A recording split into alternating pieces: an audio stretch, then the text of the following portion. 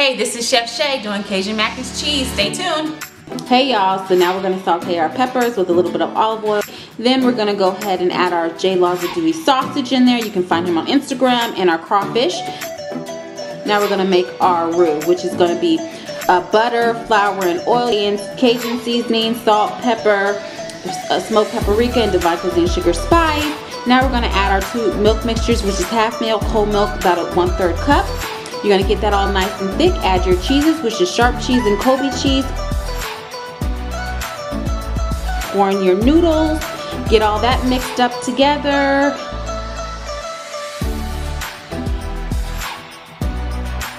And now we're going to go ahead and put in our baking dish with our Parmesan cheese on top. Yummy.